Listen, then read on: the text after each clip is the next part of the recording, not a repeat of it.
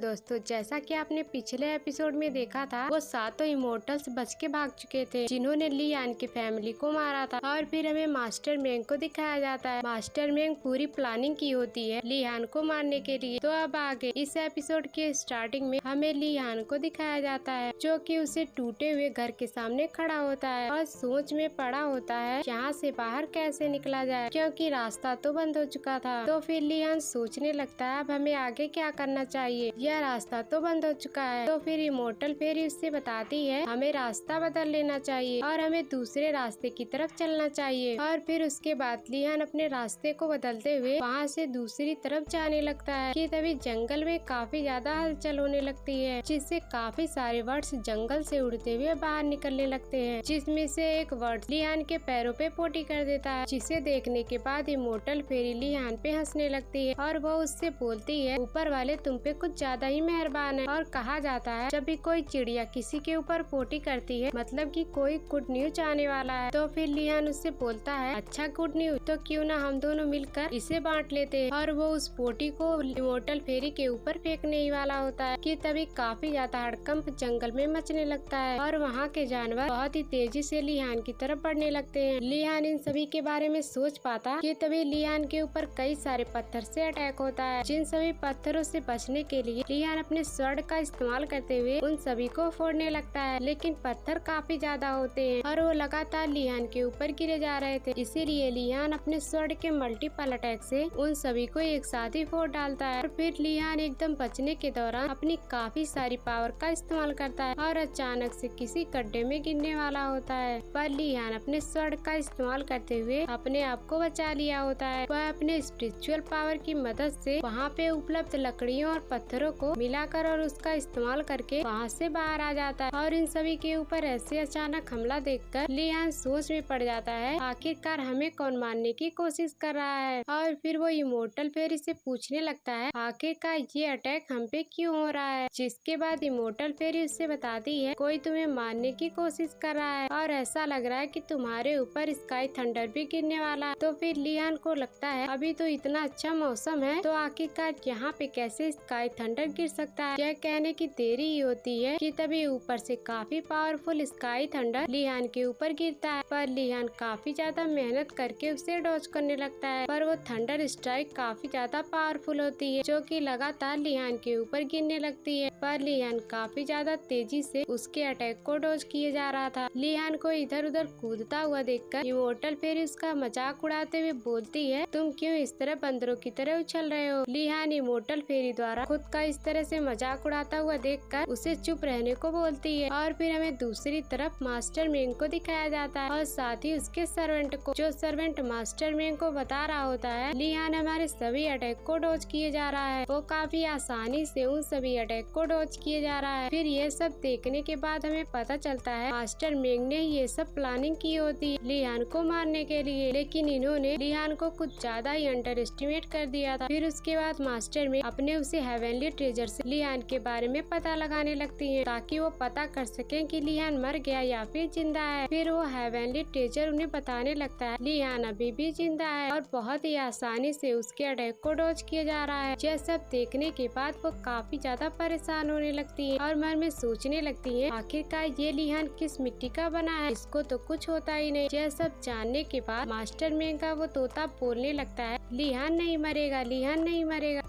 वो यही रिपीट किए जा रहा था। फिर उसके बाद मास्टर मेंग सोच लेती है लियान को मारने के लिए अपने ब्लड की कुर्बानी देनी चाहिए। और दूसरी तरफ हमें लियान को दिखाया जाता है जो कि उसी स्काई थंडर के अटैक को डॉज किए जा रहा होता है, मगर वो खत्म होने का नाम ही नहीं ले रहा था। और इसी के दौरान काफी खतरनाक जानवर लियान की तरफ बढ़ने लगते हैं। फिर ये देखकर इमोर्टल फेरी बोलने लगती है लगता है तुम्हें कोई स्वर्ग में बुला रहा है। तो फिर लियान बोलता है मुझे अभी स्वर्ग जाने की कोई जल्दी नहीं है, मैं पहले अपने फैमिली के कातिलों का बदला तो ले लूं। फिर उसके बाद फुल पावर को अपने पंच में गैदर करता है, काफी पावरफुल पंच मारता है जिससे कि आसपास का सारा इलाका फ्रीज हो जाता है और साथ ही वहाँ पे आ रहे खतरनाक एनिमल भी फ्रीज हो जाते हैं। इसके बाद लियान सोचने लगता है आखिरकार किसकी हिम्मत हुई जो कि मुझे मारने की कोशिश कर रहा है। काफी खतरनाक अटैक एनिमल लियान के ऊपर कर देता है और फिर इसी खतरनाक सीन के साथ हमारा सीन शिफ्ट होता है और हमें दूसरी तरफ दिखाया जाता है मास्टर मेंग जो कि लगातार लियान के भविष्य भविष्य के बारे में जानकारी इकट्ठा कर रही होती है। सैकड़ों बार कोशिश करने के बाद आखिरकार हेवनली ट्रेजर उसे बता देता है लियान मर चुका है, क्योंकि ये बात तो एकदम झूठ थी। लियान हमारी सीरीज का मेन कैरेक्टर होने वाला है और वो भी कैसे मर सकता है, और वो भी इतने छोटे मोटे ट्रेजर की मदद से। तो हमें लगता है ये हेवनली ट्रेजर झूठ बोल रहा है, और वो ऐसा क्यों कर रहा है ये हमें आगे बताया जाएगा। यह खबर सुनने के बाद मास्टर मेंग को तो खुशी का ठिकाना ही नहीं रहता, क्योंकि उसके रास्ते का एक दुश्मन जो हट चुका था। यह खबर सुनने के मास्टर मेंग अपने 2 डिसाइपल को उसको खोजने के लिए भेज देती। इसके बाद हमें 2 डिसाइपल को दिखाया जाता है जो कि जंगलों के बीच एक मंदिर के सामने आ गए होते हैं, जो कि उन्हें लियान के बॉडी का पता लगाना था, और वो कंफर्म करने के लिए आए होते हैं कि लियान मर चुका है या फिर जिंदा है, क्योंकि उन्हें मास्टर मेंग ने जो भेजा था। इसके बाद दोनों डिसाइपल टेम्पल के अंदर चले जाते हैं, जहाँ पे उनके सामने एक बुद्धा की मूर्ति होती जिसका सर कटा होता है, और वो उसे चारों तरफ खोजने लगता है कि आखिरकार लियान की बॉडी कहाँ पे है। और ये टेम्पल काफी ज्यादा सुनसान लग रहा होता है, जैसे कि कोई हजारों साल से यहाँ पे नहीं आया हो। और हमें दूसरी तरफ इमोर्टल फेरी को दिखाया जाता है, जो कि उसे बुद्धा के स्टैचू के ऊपर बैठी होती है, और वो इन दोनों को डराने की कोशिश करती है, और वो थोड़ा बहुत हलचल करती है। और फिर उसके बाद वो दोनों एक टेबल के नीचे जाके देखने की कोशिश करते हैं, क्योंकि उसे लगता है कि लियान कहीं इस टेबल के अंदर ना हो। जैसे याद लगा के वो लियान को बाहर निकालने की कोशिश करते हैं, तब उन्हें पता चलता है कि ये लियान नहीं बल्कि एक पुतला है। फिर ये देखकर वो दोनों कंफ्यूज हो जाते हैं कि आखिरकार ये सब कैसे हो सकता है। मास्टर मेंग ने तो हमें इसे टेम्पल का रास्ता बताया, तो फिर लियान कहाँ है। हमें तो ऐसा लग रहा है कि कोई हमें फंसाने की कोशिश कर रहा है। कि तभी पीछे से लियान, जो कि ज़ॉम्बी की तरह डरावनी हरकत करते हुए उन दोनों की तरफ बढ़ने लगता है। वो दोनों अपने पीछे से किसी को इस तरह आते हुए देखकर काफी ज्यादा डर जाते हैं। तभी लियान काफी ज्यादा तेजी से इन दोनों के नजदीक आता है और इन दोनों को काफी डरावनी तरीके से डरा देता है, और फिर उन दोनों के सर आपस में टकराकर बेहोश कर देता है। फिर उसके बाद दोनों के बेहोश हो जाने के बाद वहाँ पे इमोर्टल फेरी आती, जो कि लियान को बताती है तुमने तो काफी अच्छा काम किया, मगर ये दोनों मास्टर मेंग के डिसाइपल थे, जो कि तुम्हारी मौत को कंफर्म करने के लिए यहाँ पे आए होते हैं। तो फिर लियान बोलने लगता है जब इनका डिसाइपल इतना ज्यादा बेवकूफ है तो इनका मास्टर कितनी ज्यादा बेवकूफ होंगी। तो फिर इमोर्टल फेरी बताने लगती है जरूर उनके पास कोई ऐसा ट्रेजर होगा जो कि किसी के मौत या फिर भविष्य के बारे में भविष्यवाणी करता होगा। तो फिर लियान बोलता है अच्छा तो ये बात तो हमें उनके पास जाने के बाद ही पता चले आखिरकार उन्होंने ऐसा क्यों किया। और फिर हमें उसी सेक्ट का सीन दिखाया जाता है जहाँ पे मास्टर में अपने दोनों डिसाइपल का इंतजार कर रही होती है, जो कि लियान की मौत की खबर सुना सके। फिर तभी वहाँ पे लियान आ जाता है, और फिर लियान को जिंदा देखकर वो काफी ज्यादा हैरान होने लगती है, और वो कहती आखिरकार ये मरता क्यों नहीं, क्या हेवनली ट्रेजर इसके मौत की झूठी खबर बता रहा, आखिरकार ये कैसे गलत बता सकता है। फिर उसके बाद लियान मास्टर मेंग के सामने आते हुए बोलता है कोई पागल औरत जो कि मुझे मारने की पूरी कोशिश की थी, लेकिन मैं तो मर ही ना सका, और अगर हमें पता चल जाए कि वो कौन थी तो मैं उसे मार डालूंगा। तो इतना सब सुनने के बाद मास्टर मेंग को अंदर से काफी ज्यादा गुस्सा आ रहा, पर इतनी ज्यादा बेइज्जती होने के बाद मास्टर मेंग खुद को रोक नहीं पाती और सारी सच्चाई रिवील कर देती है कि मैंने इसी हेवनली ट्रेजर से तुम्हारी भविष्यवाणी, तुम्हारा पता लगा, और तुम्हारे ऊपर जो भी अटैक हुआ उसको मैंने ही किया, और इस दौरान मैंने तुम्हें बहुत ही मारने की कोशिश की, और इसके पीछे का कारण यह था कि ये हेवनली ट्रेजर बता रहा होता है कि तुम मुझे मारकर मेरे पूरे सेक्ट को खत्म करना चाहते हो। जो चीज देखकर मैं काफी ज्यादा डर गई थी, इसीलिए मैं अपने सेक्ट को खत्म होने से पहले तुम्हें मारना चाहती थी। और वो इतने से ही नहीं रुकता और अपने स्वॉर्ड को समन करते हुए लियान के ऊपर अटैक करती, पर लियान समय रहते सारी बातें समझ के उनके अटैक को डॉज कर लेता। फिर मास्टर मेंग को अपने ब्लड स्वॉर्ड को पॉइंट करते हुए उनसे बोलता है तुम्हारी जैसी औरत को भला मैं क्यों मारने की कोशिश करूंगा, वैसे भी मेरी तुमसे कोई दुश्मनी नहीं है और ना ही तुम्हारे सेक्ट से, और ऐसा लगता है तुम मेरी पोजीशन से जलती हो क्योंकि मैं इस सेक्ट का यंग मास्टर हूँ, और इसीलिए तुम मुझे अपने रास्ते से हटाना चाहती हो, इसीलिए तो तुमने मुझे मारने की कोशिश की। फिर इतना सुनने के बाद मास्टर मेंग उसके ऊपर फिर से अटैक कर देती, पर लियान उसके अटैक को डॉज करते हुए उसे पीछे हटा देता है, और फिर पीछे आते हुए मास्टर मेंग अपने फॉर्मेशन को एक्टिवेट करती है, और जिसे रोकने के लिए लियान उनके ऊपर अटैक कर देता है, और फिर दोनों में काफी ज्यादा फाइट होने लगती है, पर लियान मास्टर मेंग के ऊपर भारी पड़ रहा था। फिर उसके बाद लियान बोलने लगता है तुम जानती हो कि तुम मुझसे जीत नहीं सकती हो और फिर भी तुम मुझसे फाइट कर रही हो। फिर जिस पर मास्टर मेंग बोलती है खुद पर इतना घमंड मत कर बच्चे। फिर उसके बाद लियान अपने स्वॉर्ड से उसके ऊपर अटैक करने लगता है, और उसी दौरान उन दोनों में काफी खतरनाक फाइट होती है। दूर खड़ी हुई इमोर्टल फेरी इस फाइट को देखने के के बाद लिहान को बताती है तुम जिससे फाइट कर रहे हो वो काफी ज्यादा खतरनाक चुड़ैल है, ये तुम्हारे अटैक करने से पहले ही उसका उपाय खोज कर डॉज कर लेती है। इसके बाद मास्टर मैंग को बुरा भला बोलने लगता है और उन्हें चिढ़ाने की कोशिश करता है। फिर उससे गुस्सा हो मास्टर मैंग उसके ऊपर खतरनाक अटैक करती है और फिर लिहान रेडी हो चुका था अपने काफी ज्यादा पावरफुल अटैक को परफॉर्म करने के लिए, जो कि अपने पॉइंट फॉर्मेशन को एक्टिवेट करके पावर को गैदर करते हुए, और वह मास्टर मैंग के ऊपर काफी ज्यादा तेजी से अटैक कर देता है और साथ ही अपने 2 क्लोन की मदद से उनके ऊपर लगातार अटैक किए जा रहा होता है। फिर तभी आखिरी समय में लिहान उनके ऊपर काफी पावरफुल अटैक करता है और वो भी क्लोन की सहायता से, और फिर मास्टर मैंग इस अटैक को देख काफी ज्यादा दूर हट जाती। मगर इतना सब होने के बाद भी लिहान नहीं रुकता। लिहान बहुत ही तेजी से अटैक करके उसके फेस पे एक कट लगा देता और उसके गले अपने स्वॉर्ड को पॉइंट करते हुए बोलने लगता है अब तुम हार भी मान लो, और अगर तुमने मुझे दोबारा मारने की कोशिश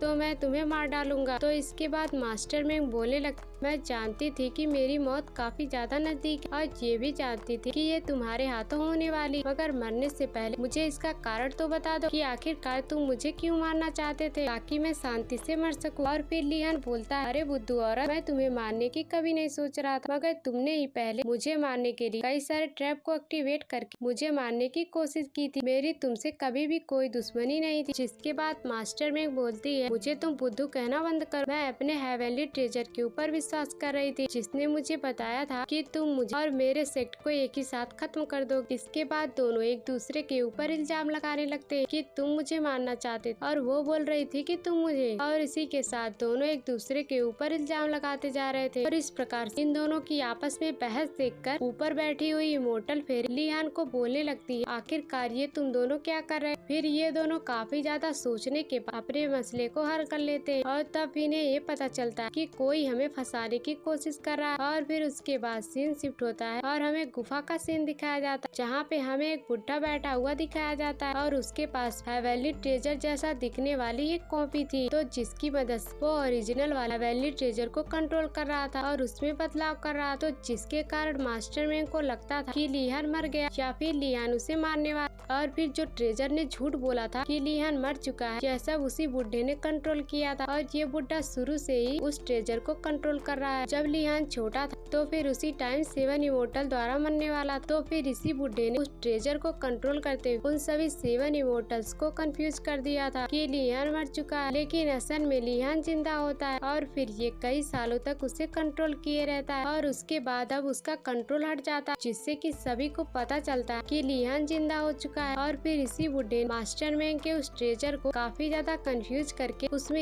ये बताया कि लिहान उसे मारने के लिए आ रहा है और साथ ही उसके सेक्ट को भी खत्म कर दे, इसीलिए तो वो इस तरह की हरकत कर रही थी। और फिर साथ ही वो बुढ़ा अपने भविष्य के बारे में पता लगाता, तो फिर जिसमें उसे पता चलता है कि आने वाले समय में उसके ऊपर काफी ज्यादा खतरा मंडरा रहा है और फिर वो काफी ज्यादा कोशिश करने लगता कि वो अपने भविष्य को चेंज कर सके, मगर वो ऐसा नहीं कर पा क्योंकि वो बुढ़ा चाहता था कि लिहान मास्टर मैंग को मार दे और फिर इसीलिए ये सब जानकारी शो करवाता था। और फिर वो ये सब देखकर काफी ज्यादा हैरान होता है कि मास्टर मैंग तो अभी भी जिंदा है और फिर वो काफी ज्यादा सोच में पड़ता है कि आखिरकार ये मेरा ट्रेजर गलत क्यों बता रहा है। फिर वो तभी किसी के बारे में सोचने लगता है कि कहीं वो तो नहीं मेरे ट्रेजर को कंट्रोल कर रहा है, और फिर इसी सोचने के वो अपने हेवनली ट्रेजर के कंट्रोल को छोड़ देता है, जिसके बाद वह गिर उसी रियल वाले हेवनली ट्रेजर से जाकर मिल जाता है और यह ट्रेजर अपने कॉपी से मिलने के बाद सारी सच्चाई रिवील कर देता है, जो कि सारा खेल किसी और ने नहीं बल्कि छोटू मास्टर ने खेला होता है। अब तक हमने लिहान और जो मास्टर मैंग के बीच गलतफहमी थी वो सब बस एक छोटू मास्टर का रचा हुआ एक पूरा प्लान था, और मास्टर मैंग ये सब देखने के बाद पागलों की तरह रिएक्ट करने लगती है कि मेरे मास्टर ने मेरे साथ इतना बुरा क्यों किया। और इतना सब होने के बाद वो दौड़ते हुए अपने मास्टर के पास जाने लगती। तो इसी के साथ यह एपिसोड यहीं पर एंड हो जाता है। Thanks for watching.